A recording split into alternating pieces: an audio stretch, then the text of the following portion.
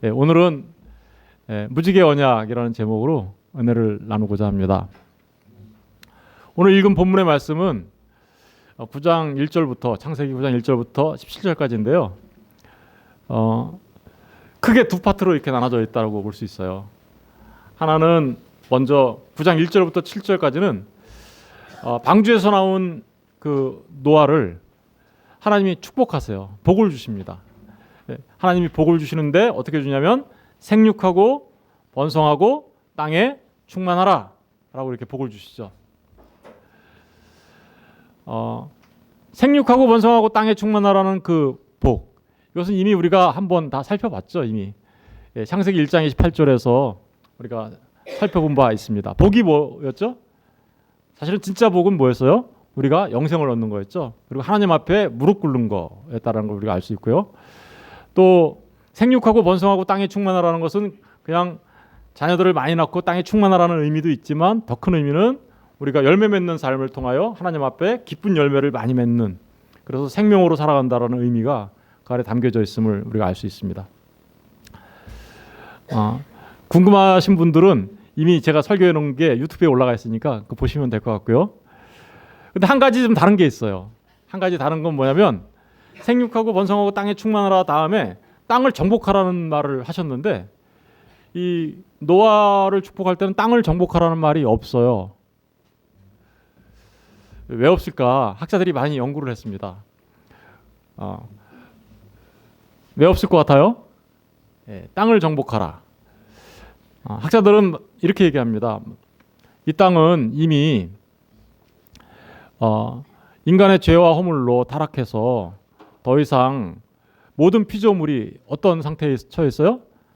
탄식하는 상태, 썩어짐의 종로로 타는 상태에 있기 때문에 정말 땅을 정복하려면 정말 그 썩어짐의 종로로 타는 모든 피조물들을 회복시켜야 되는데, 그 모든 피조물들을 회복시키려면 누가 오셔야 된다?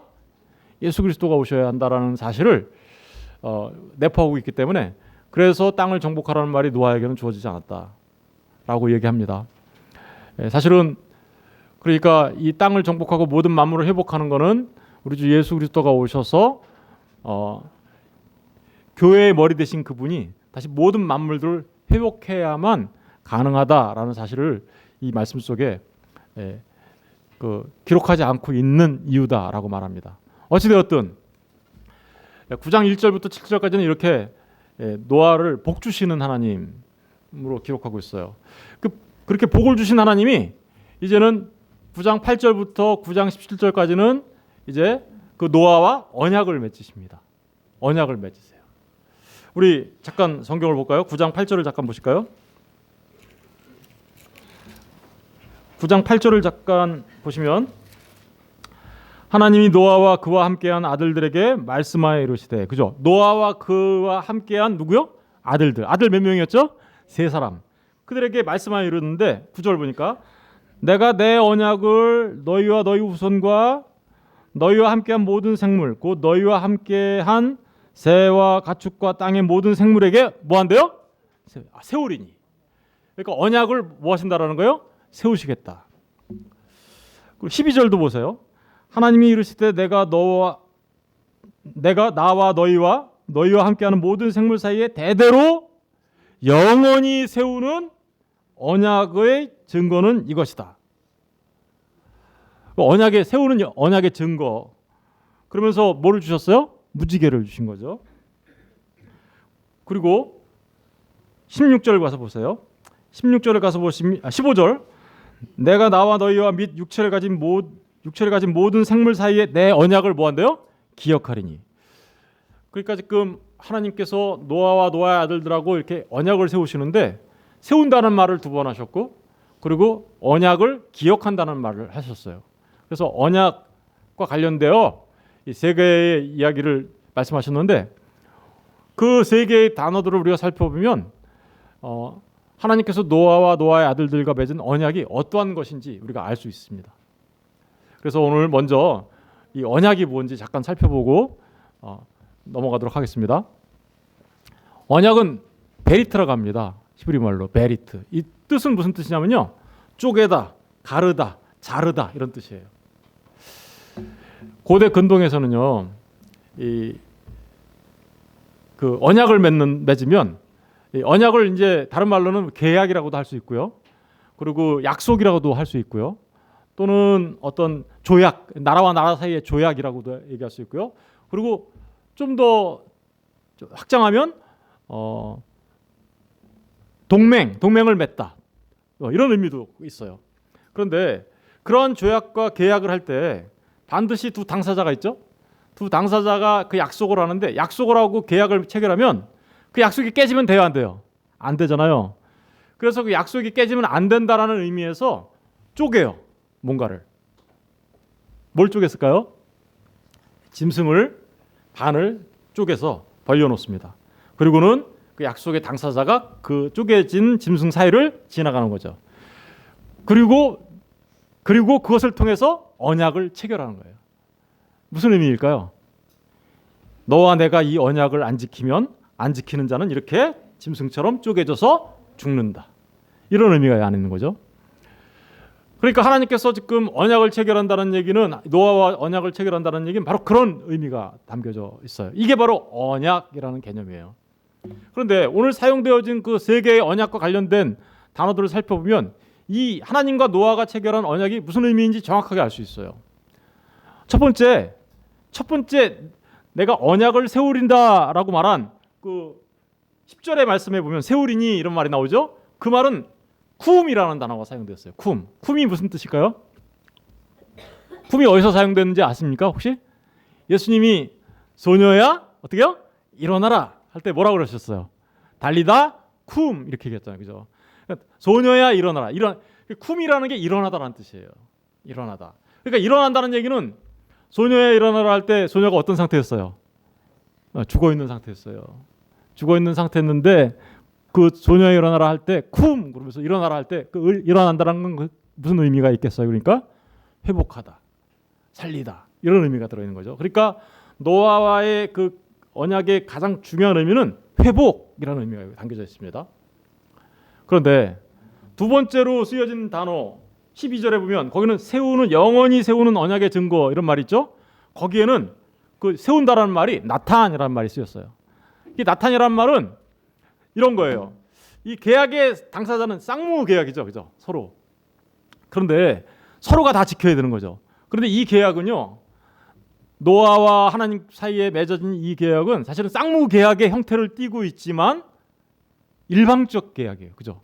하나님이 하신 거잖아요. 그러니까 이 계약은 누가 이루신다라는 거예요? 하나님이 반드시 이루시겠다. 못 이루면 마치 짐승 사이를 쪼개고 지나간, 못 지키면 죽는 그 사람처럼 내가 죽을 거야 라는 의미가 담겨져 있어요. 그런데 그걸 누가 하시겠다라는 거예요? 하나님이 하실 거다. 하나님이 무조건적으로 이 언약은 이루어낼 거야 라는 의미가 그 안에 담겨 있습니다. 그러니까 이 언약은 무슨 언약이에요? 은혜로 이루어지는 언약이에요. 하나님이 우리에게 은혜로 주시는 언약. 세 번째 의미는 그 15절에 보면 내 언약을 기억하리니라는 말이 쓰였죠. 언약에 대하여 어떻게 하신대요? 하나님이 기억하신다. 기억하신다라는 얘기는 하나님이 기억하시면 하나님이 잊으시나요? 안 잊으시나요? 아니시죠. 자카르라고 하는데요. 그 노아와 방주에 탄 짐승을 하나님이 어떻게 했어요? 기억하사 물을 빼셨죠, 그때. 그 똑같은 단어예요, 자카르. 물을 빼실 때 하고 똑같은. 그러니까 하나님의 기억 속에 있어요, 이 언약은. 그런데 그 하나님의 기억 속에 있다는 얘기는 무슨 의미일까요? 그러니까 영원하신 하나님의 기억 속에 영원히 있어요. 그러니까 영원한 언약이라는 뜻이에요. 그러니까 노아와 맺은 이 언약은 이 하나님과 노아 사이에 맺어졌지만 하나님께서 일방적으로 주시는 은혜의 언약이고, 그것은 분명하게 뭔가를 회복시키고 다시 일으켜 세우는 언약이고, 그런데 그것은 영원한 언약이다라는 것을 우리가 알 수 있어요. 하나님과 노아 사이에 이렇게 하나님이 언약을 맺으신 다음에 증표를 주셨죠. 그 증표가 뭐예요? 무지개죠. 그 무지개를 주셨다라는 게 무슨 의미일까요? 증표를 주셨다라는 게. 증표에 대해서도 그러니까 우리가 좀 살펴봐야 되겠죠. 예. 여러분, 증표라는 건 히브리 말로 오트라고 합니다. 예. 이게 쉽게 이해하면 이런 거예요. 남자와 여자가 눈이 맞았어요. 그래가지고 사랑해요 서로. 그래가지고 우리 이제 집에서 헤어지면 너무 아쉬우니까 우리 계속 같이 살면 안 될까? 이렇게 된 거예요. 그래서 같이 살기로 작정을 했어요. 그럼 뭐 하겠다라는 거예요? 결혼하겠다라는 거죠. 결혼의 약속을 했어요. 그리고 결혼을 하고 나서 결혼식을 올리고 나서 결혼했다라는 건 뭐예요? 약속했다라는 얘기잖아요. 그죠? 예. 그런데 그 약속을 계속해서 지키겠다는 의미로 뭘 나눠줍니까? 서로? 예물을 주죠. 예물을 주잖아요. 반지를 주기도 하고. 그 반지가 뭐예요? 증표죠. 당신과 내가 당신의 아내이고 당신은 나의 남편입니다라는 증표. 그 증표를 통해서 약속을 기억하는 거죠. 그죠? 하나님께서 노아와 언약을 체결하시고 증표를 주셨다는 얘기가, 무지개를 주셨다는 얘기가 바로 그런 의미예요. 마치 남녀 사이에 결혼을 하고 나서 증표를 준 것 같은. 성경에는요 이런 얘기들이 굉장히 많이 나와요. 어떤 얘기들이 나오나 살펴볼까요? 아브라함을 하나님께서 택하시죠. 그죠? 아브라함을 택하시고 아브라함의 믿음을 보고 아브라함에게 하늘의 별과 같이 바다의 모래알처럼 너의 후손이 이제 많아질 거라고 약속해 주시고, 그리고 아브라함을 믿음의 조상으로 세우실 것을 얘기하십니다. 그리고서 아브라함과 언약을 체결하시죠. 짐승을 쪼개세요. 쪼개시고 그 사이를 횃불이 휙 지나가요. 그 횃불은 뭘까요? 하나님을 상징하는 것이에요. 그리고 아브라함에게는 창세기 17장에 가면 너는 이거를 해라고 얘기하죠. 뭐를 하라래요? 할례를 맺어. 할례가 그러니까 뭘까요? 증표였단 말입니다. 하나님과 아브라함 사이의 증표. 무슨 증표일까요? 언약의 증표. 다시 말하면 아브라함은 이제 뭐예요? 하나님의 백성이고 하나님의 택하신 자라는 증표가 바로 할례였던 거예요. 유다 잘 아시죠? 유다가 아들이 있었어요. 큰 아들의 이름은 엘이고 둘째 아들의 이름은 오난이었습니다. 큰 아들과 다말이 결혼을 했어요. 그런데 큰 아들 엘이 죽었어요. 그래서 아들을 못 낳고 죽자 둘째 아들 오난이 이제 그 형수와 결혼을 하게 되죠. 그래서 둘째 아들 오난이 형수와 결혼해서 아들을 낳으려고 했는데 오난이 악한 일을 하죠. 그래서 오난도 죽어버렸어요. 하나님이 그에게 심판하셨죠. 그러고 있는데 유다에게는 막내 아들이 하나 있었어요. 셀라라고. 그죠? 유다가 생각할 때 잠깐만 아들이 다 죽으니까 셀라를 안 주려고 했어요. 그러자 다말이 어떻게 합니까? 창녀로 이렇게 가장을 하고 유다를 만나게 되죠. 그래서 유다와 관계를 갖게 되어서 자녀를 낳으려고 하죠. 그래서 관계를 갖기 전에 어떤 약속을 하죠. 당신이 나와 관계를 가지면 무엇을 주시겠습니까? 그러니까 염소 새끼를 주겠다 이렇게 얘기합니다. 당장 염소 새끼를 못 받으니까 어떻게 해요? 다말이 그러면 염소를 나한테 새끼를 주겠다라는 약속의 증표로 뭘 주시겠어요? 라고 해서 준 게 뭐였어요? 도장, 끈, 지팡이였어요. 그죠? 도장과 끈과 지팡이를 주고 이제 유다와 다말과 관계를 갖습니다. 그러자 어떤 일이 벌어졌나요? 다말이 아이를 갖게 됐죠. 아이를 갖게 되어 나타났을 때 남편이 다 죽었는데 아이를 가졌으니까 사람들이 뭐라고 생각해요? 간음한 여인으로 생각한 거죠. 그래서 이제 간음한 여인이기 때문에 이제 벌을 주려고 했더니 뭐를 내놨어요? 그 준 끈과 도장과 지팡이를 내놓으면서 내 아이의 주인이 바로 당신입니다라고 얘기하면서 생명을 구하게 되죠. 바로 그런 담보물, 그죠? 끈, 도장, 지팡이 같은 그런 담보물과 같은 게 뭐예요? 증표였단 말입니다. 그죠? 이스라엘 백성이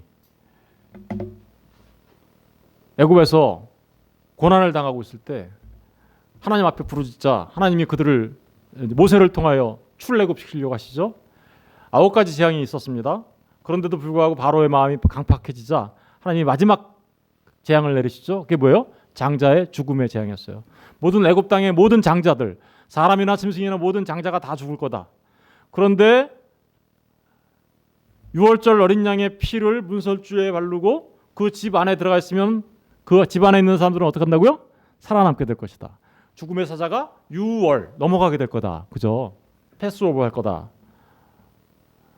여러분, 그 문설주에 발려진 그 피가 뭐예요? 그러니까 그 어린 양의 피가 바로 증표였죠. 무슨 증표였어요? 예, 이 안에 있는 사람은 장자가 살게 될 거다라는 증표. 또 있어요. 굉장히 많아요. 예, 기생 라합 얘기도 마찬가지죠. 이스라엘 백성들이 40년 광야 생활을 마치고 요단강을 건너 약속의 땅에 들어갑니다. 약속의 땅에 들어가서 처음에 만난 게 뭐였어요? 여리고 성이었죠. 난공불락의 요새였어요. 정탐꾼을 보내죠. 정탐꾼을 보내고 나서 정탐꾼을 보냈을 때 그 정탐꾼을 살려준 사람이 누구였어요? 기생 라합이었어요. 라합이 이렇게 얘기하죠. 당신들이 여기를 무너뜨릴 때 우리를 살려주셔야 된다고. 우리를 살려주실 때 어떻게 할 거냐고. 그랬더니 붉은 줄을 걸어놓으라고. 그죠? 붉은 줄을 걸어놓으면 그 집안에 있는 사람들 살려주겠노라고. 여러분, 붉은 줄이 무슨 역할을 한 거예요? 생명의 뭐요? 증표. 구원의 증표가 된 것이죠. 여러분, 노아하고 하나님 사이에 언약을 맺고 하나님이 증표로 무지개를 주셨어요. 그 무지개가 지금 뭐 같은 거예요? 이런 증표 같은 거죠.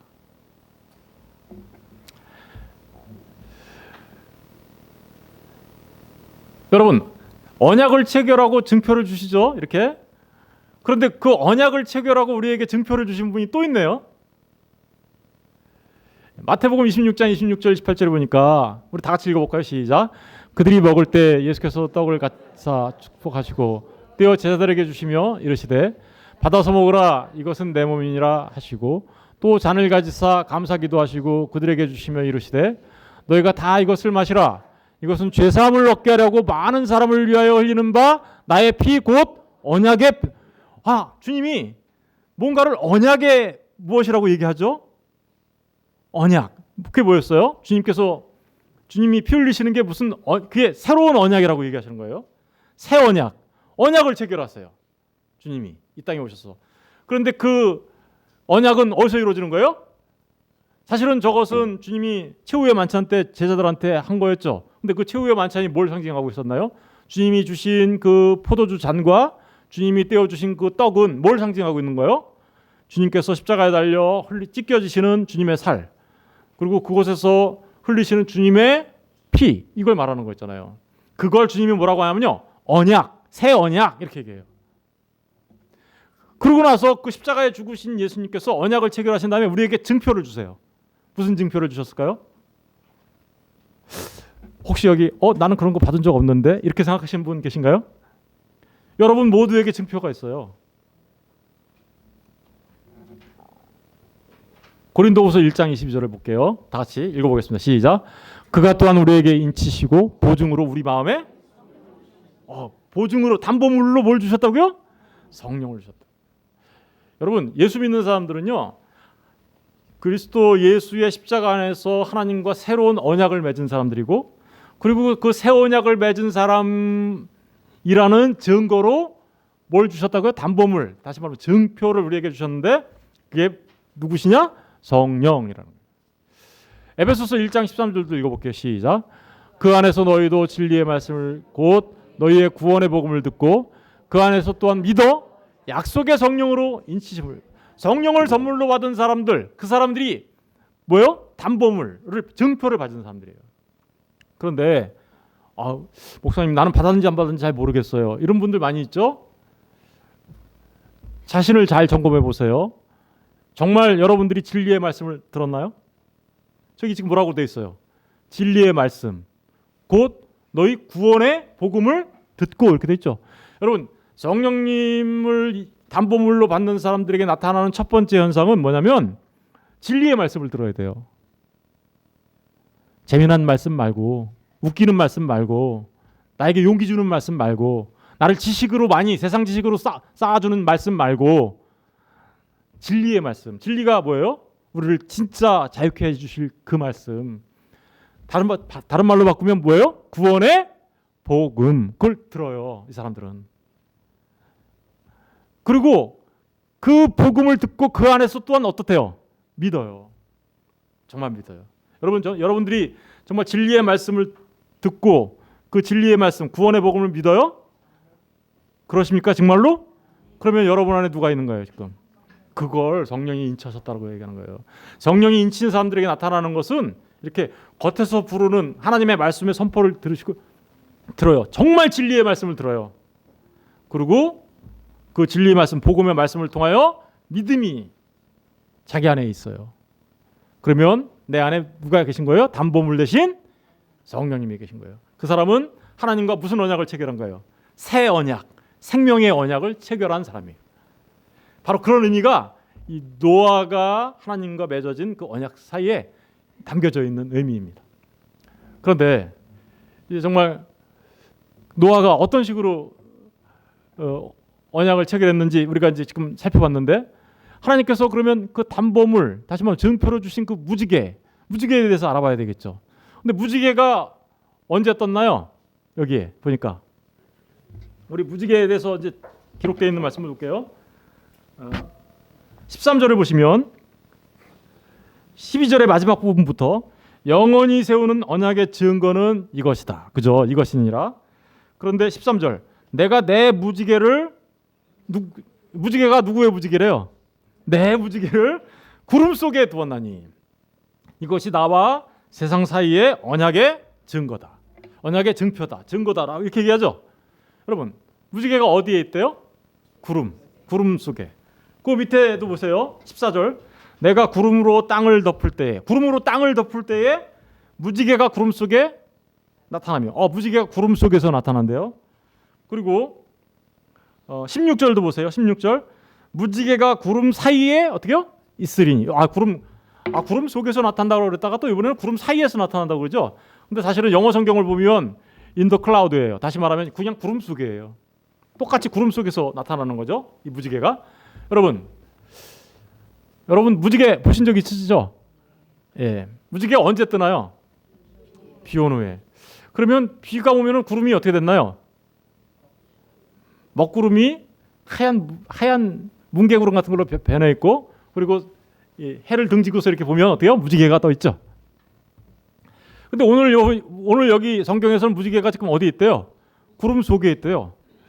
여러분, 구름 속에 정말 무지개가 있을까? 이런 의심이 좀 생기죠. 얼뜻 우리가 경험한 거랑은 조금 다르지 않나요? 우리가 볼 때는 무지개가 어때요? 저쪽부터 이렇게 쳐 있잖아요, 그죠? 그런데도 불구하고 성경은 구름 속에 무지개가 있다라고 얘기하고 있어요, 그죠? 왜 그랬을까요? 여기가 굉장히 놀라운 의미가 있다라는 거죠. 그럼 구름 속에 있다. 구름이 뭘까? 이걸 살펴봐야 되겠죠. 먼저 무지개를 알기 전에 구름을 알아야 무지개가 도대체 무슨 증표인지 정확하게 알 수 있는 거예요. 예, 구름. 여러분, 구름이 구약 성경에는 이 구름이라는 단어가 87번 나옵니다. 근데 그 중에 약 4분의 3이면 약 한 75% 정도가 두 가지 의미로 쓰이고 있어요. 뭐 다른 의미로 쓸 때도 있어요. 그런데 이 구름이라는 단어가 75%가 두 가지 의미로 쓰이는데 거의 같은 의미로 쓰여지고 있어요. 첫 번째 의미는 하나님의 임재를 말하는 겁니다. 출애굽기 19장 9절에 보면 여호와께서 모세에게 이르시되 내가 빽빽한 구름 가운데서 내게 임함은, 지금 뭐라고 얘기하고 있어요? 하나님께서 임하시는데 어디에서 임하신대요? 빽빽한 구름. 그러니까 이 구름은 하나님의 임재를 상징하는 거예요. 출애굽기 19장 16절에도 셋째 날 아침에 우레와 번개와 빽빽한 구름이 산 위에 있고, 막 우레가 천둥이 치고요, 번개가 막 바짝바짝 치고요, 구름이 빽빽한 구름이 차 있는데 그때 나팔 소리가 뿌 하고 울립니다. 그러자 시내산에 하나님이 임재하시는 거예요. 백성들이 다 어떻게 했을까요? 두려워서 다, 그죠? 다시 말하면 구름은 하나님의 임재를 상징하는 겁니다. 출애굽기 40장 34절 35절에 보면 이런 말씀이 있어요. 구름이 회막에 덮이고, 이 회막이 뭐냐면요, 성막을 말하는 거예요. 이 성막은 뭐예요? 하나님께서 모세에게 이렇게 성막을 만들어라고 했죠. 회막. 앞에 뜰을 만들고 번제단과 물두멍을 두고 성소를 만들고 지성소를 만들고, 그리고 겉에 울타리를 치고, 그 성막, 그 회막을 말하는 거예요. 그것을 모세가 다 완성했어요. 완성을 하자 어떤 일이 일어난 거냐면 구름이 어떻게요? 회막을 덮었어요. 그러면 이 성막 안에 지금 누가 오신다는 거예요? 하나님의 임재, 하나님이 이 성막의 정전이죠. 성전 안에 하나님이 거하신다라는 의미를 지금 내포하고 있는 거죠. 그러면서 여호와의 영광이 성막에 어떻게요? 충만하매. 모세가 회막에 들어갈 수 없었으니 왜 못 들어갔을까요? 모세가 전에는 하나님이 안 계셨었잖아요. 그러니까 막 들락달락했었는데 하나님이 딱 임재하자 죄인의 모습을 하고 있는 사람은 하나님 앞에 임재 앞에 들어갈 수 없어요. 가게 되면 어떤 일이 벌어지나요? 죽어요. 죄인의 모습으로 하나님 앞에 나타나면. 그래서 들어갈 수가 없었던 거죠. 그런데 그 구름이 회막 위에 덮이고 여호와의 영광이 성막에 충만하였다. 다시 말하면 구름은 하나님의 임재를 상징하는 거예요. 그런데 그 하나님의 임재가 일어나면 방금 전에 말씀드린 바와 같이 심판이 일어나요. 잘못하면. 죄인들이 있는 곳에 하나님이 임재하면 뭐가 일어난다고요? 심판이 일어나요. 그래서 구름은요, 하나님의 심판을 상징하기도 합니다. 에스겔서 30장 3절에 보면 그날이 가깝도다, 여호와의 날이 가깝도다. 여호와의 날, 심판의 날을 말하는 거예요. 여호와의 날이, 심판의 날이 가깝다. 심판의 날 이렇게 얘기하고 그래서 그날을 무슨 날로 불러요? 구름의 날일 것이요. 구름의 날. 다시 말하면 하나님의 임재를 말하면서 동시에 그날이 무슨 날이라는 거예요? 심판의 날이다. 여러 나라들의 때 이르다. 여러 나라들이 하나님 앞에 심판을 당할 거야 라는 말을 하고 있는 거예요. 스바냐 1장 14절 15절에도 여호와의 큰 날이 가깝도다. 여호와의 큰 날은 심판의 날을 말하는 거예요. 가깝고도 빠르도다. 여호와의 날의 소리로다. 용사가 거기서 힘이 슬피 우는도다. 그날은 무슨 날이에요? 분노의 날. 하나님의 진노의 날이에요. 환난과 고통의 날이요, 황폐와 패망의 날이요, 깜깜하고 어두운 날이요, 구름과 흑암의 날이요. 여러분, 그러니까 구름이 이렇게 꼈다는 얘기는 하나님의 임재를 말하는데 그 거룩하신 하나님이 임재할 때 죄인된 사람들에게는 그 임재 자체가 뭐예요? 심판이에요. 다 죽는 거예요. 이러한 말씀이 마태복음에도 나옵니다. 우리 마태복음 다 같이 읽어볼까요? 시작.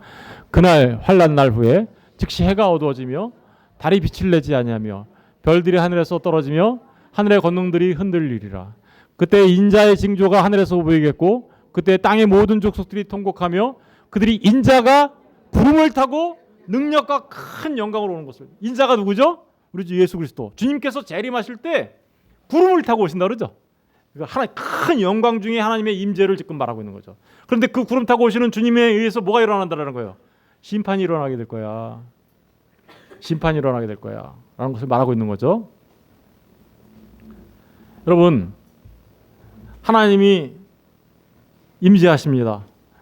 그러면 죄인들에게는 엄청난 재앙이죠. 이게 하나님의 진노가 퍼부어지죠. 그런데 그 하나님의 진노가 퍼부어주는 그 진노의 날에 뭐가 떠 있어요 지금? 무지개가 떠 있단 말입니다. 무지개가 떠 있어요. 여러분, 이 노아와의 언약 관계에서 무지개는 뭘 상징하는 거였나요? 하나님께서 다시는 노아 홍수의 심판과 같은 그 홍수 심판으로 이 세상을 심판하지 않겠다라는 약속이시죠. 그런데 그 약속은 단순하게 물로 심판하지 않으시겠다라는 약속인가요? 아니죠. 하나님의 그 심판의 날, 주님이 다시 오시는 그날에 일어나게 될 그 심판 속에서도 하나님이 심판하지 않는 사람들이 있다라는 걸 말해주는 거죠. 그렇죠? 그러니까 그렇다면 이제 무지개를 우리가 살펴봐야 되겠죠? 무지개. 여러분, 무지개라는 이 말은 히브리 말로 캐세트라고 하는데요. 캐세트. 한국말로 하면요, 활이란 뜻이에요. 뭐라고요? 활 뭔지 아시나요? 활 쏘는 활 있잖아요. 그 활을 말하는 거예요. 그래서 무지개를 영어로 뭐라 그래요? 레인보우라고 하는 거예요. 레인보우, 비 그리고 보우, 화살. 예. 그래서 우리가 무지개가 어떻게 떴어요? 그러니까 하늘에 이렇게 활처럼 펴져 있죠. 무지개가요, 그 히브리 말로 캐세트, 활이란 뜻입니다. 그런데 그 하나님께서 구름 사이에 뭘 걸어 놓으셨어요 지금? 무지개를 걸어 놓으셨죠. 그럼 뭘 걸어 놓으신 거예요? 활을 걸어 놓으신 거예요. 구름 사이에 활을 이렇게 걸어 놓으셨어요. 활은 어떻게 해야 되는 건데 원래? 쏴야 되는 거잖아요. 하나님이 활을 한 번 쏘셨어요. 그리고 걸어 놓으십니다. 누구한테 쐈을까요? 하나님이. 활을 쏘시고 거기다 걸어 놓으셨어요. 로마서 3장 25절 한번 읽어볼게요. 다 같이 시작. 이 예수를 하나님이 그의 피로써 믿음으로 말미암는 화목제물로. 여러분, 심판이 임해요. 심판이 임하는데 그 심판을 하나님이 우리에게 그 화살을 쏜 게 아니고 심판의 화살을 어떻게 쐈어요? 무지개가 이렇게 돼 있어요? 이렇게 돼 있어요. 화살이 어디로 날아갔을까요? 하늘로 날아갔어요. 누가 누구한테 화살을 쏜 거예요? 하나님이 하나님 자신한테 화살을 쏘셨습니다. 그리고 그 활을 그냥 걸어 놓으셨어요. 이제 더 이상 안 쓰세요. 그런데 그 화살을 누구한테 쐈다고요? 하나님이 하나님한테. 여러분, 하나님이 하나님에게 자신 그 진노를 어떻게 해요? 다 퍼부으셨죠. 누구에게요? 십자가에서 우리 주 예수 그리스도에게. 예수 그리스도께서 그래서 어떻게 해요? 그 화살을 맞으신 거죠. 스스로 맞으시고 하나님의 진노를 없애신 거죠. 하나님의 진노, 그 심판을 하나님과 우리 사이가 원래는 뭐였어요? 원수 되어가지고 우리가 다 죽어야 돼요. 그런데 주님이 그 화살을 직접 맞으시고 우리를 하나님과 우리 사이에 화목 제물이 되어 주셨다. 로마서 5장 10절을 다 같이 읽어볼게요. 시작.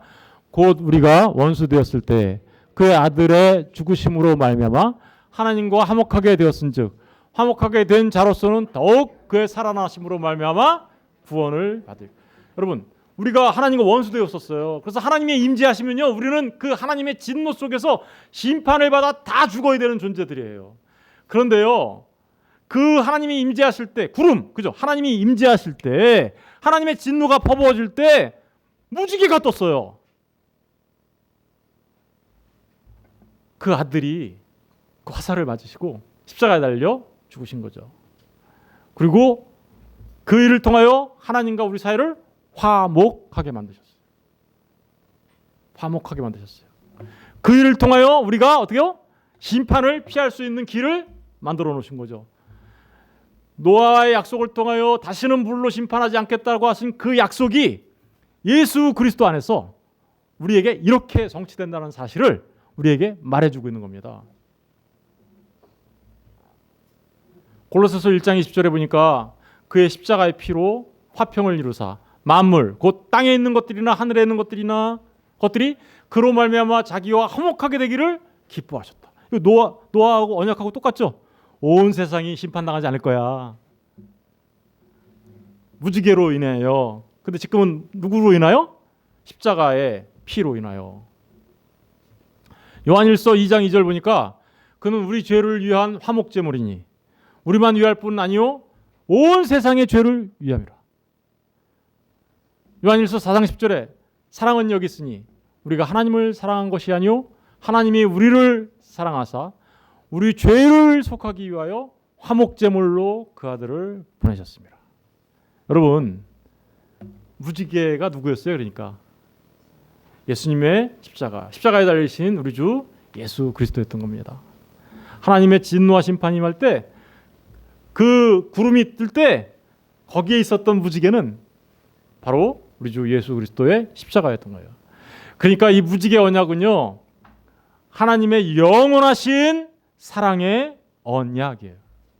저와 여러분을 사랑하시는 영원하신 하나님의 사랑의 언약. 다 죽어야 되는 우리를 다시 회복시키셔서 살리신 다음에, 그죠? 살리시고 영원히 지켜주시는 언약이라는 의미가 그 안에 들어있는 거죠. 그런데 이 무지개는 거기서 멈추지 않습니다. 무지개가 뜨려면 두 가지가 있어야 되죠. 뭐가 있어야 되나요? 빛이 있어야 되죠. 또 뭐가 있어야 돼요? 물이 있어야 돼요. 물이 있어야 되죠. 무지개는요, 두 개로 구성돼요. 물과 빛, 불. 그죠? 이거는 무지개는요 그대로 출애굽기 가면 그 낮에는 구름 기둥, 밤에는 불 기둥으로 우리를 인도하신 하나님을 그대로 드러내고 있는 거예요. 출애굽기 13장 21절 22절을 한번 읽어볼게요. 다 같이 시작. 여호와께서 그들 앞에서 가시며 낮에는 구름 기둥으로 그들의 길을 인도하시고 밤에는 불 기둥을 그들에게 비추사 낮이나 밤이나 진행하게 하시니 낮에는 구름 기둥, 밤에는 불 기둥이 백성과 앞에서 떠나지 아니하시.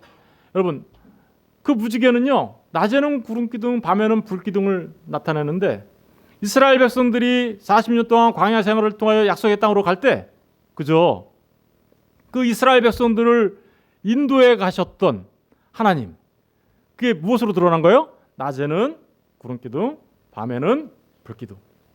낮에는 구름 기둥, 밤에는 불 기둥이 뭐였어요? 그러니까 저와 여러분을 그 약속의 땅까지 인도해 갈 거라는 증표였단 말입니다. 무지개가. 저와 여러분을요 정말 하나님께서 우리를 낮에는 구름 기둥, 밤에는 불 기둥으로 인도해 가시겠다라는 약속이 바로 뭐였냐? 예, 무지개 언약이었던 거죠. 2020년 새해를 맞이했습니다. 여러분, 이 새해에 하나님께서 저와 여러분을 낮에는 구름 기둥, 밤에는 불 기둥으로 인도해 가시겠다라는 약속을 지금 저와 여러분에게 주고 계신 거예요. 저와 여러분의 인생을 그 나라에 이르기까지 하나님께서 인도해 가시겠다. 무엇으로 인도해 갈까요? 증표가 뭐라 그랬어요? 아까 우리 안에 있는 증표는 뭐라 그랬어요? 성령님이 우리를 인도해 가신다고요. 말씀을 통하여 성령 하나님이 우리를 그 나라에 이르기까지 안전하게 이루도록 낮에는 구름 기둥, 밤에는 불 기둥으로 안전하게 이스라엘 백성들을 인도하신 것처럼 저와 여러분도 그렇게 인도해 가실 것을 약속하고 계신 겁니다. 믿으십니까? 아멘이시죠? 여태까지 우리를 낮에는 구름 기둥, 밤에는 불 기둥으로 인도해 오신 하나님께서 여전히 우리를 그렇게 인도해 가실 줄 믿습니다. 우리는 그러니까 어떤 상황 속에서도 하나님 앞에 감사할 수 있는 거예요. 왜냐하면 하나님이 그렇게 인도해 가실 것을 믿기 때문에 그런 거죠.